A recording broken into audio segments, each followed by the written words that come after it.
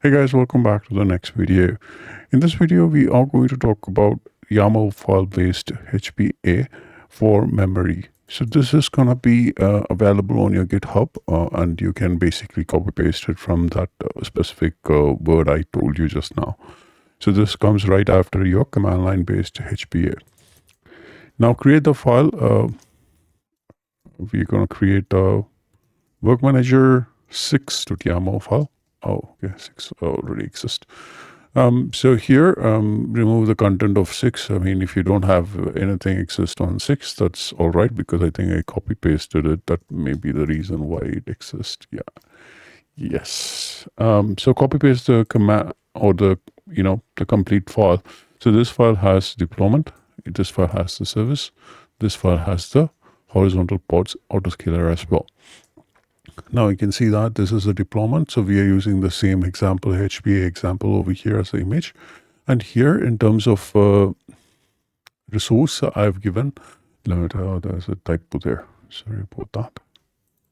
Limit was written twice. I've updated your document as well. So here you have the resource limit saying 512 megabytes. And here the request is also same. Make sure that this is either higher or lesser than what you have specified over here.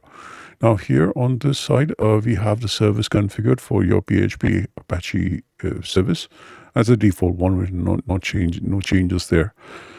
And over here we have a kind called horizontal pod scaler. Now you have seen me defining this as part of a command line argument on the previous video. Now we're going to put it as part of the YAML file. So when I execute this file, I'll get my deployment, my service, and the horizontal pod autoscaler as well configured as part of this one. Now you can see that the only change I've made over here is this part of the coding. So let me explain you from the starting, because we've not seen the YAML file configuration. So this is basically the API version. So if you're not aware of the API version, type kube control API-resource. So, sorry, there's a typo. Resources, and then grep for horizontal. Now you can see that the version information is over here. This is what I've given out, the version information, and the kind information is over here. This is the same information I've given on the kind. Now, now that you understood where I have given this from, so next is the name of this particular horizontal pod scaler.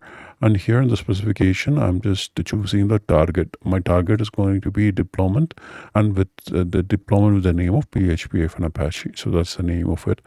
And here, the minimum and maximum replica, which we define on the command line, I'm giving it over here. And you can see the metrics in terms of what metrics I am calculating from this particular horizontal pod autoscaler is that I'm collecting memory as in the metrics. So previously it was CPU. You can replace this with CPU as well. And utilization, it should be more than 60%. So this is what I'm configuring here as part of this file. Let me do kubectl, apply -f. The file name. Now you can see that there are 3 configurations created.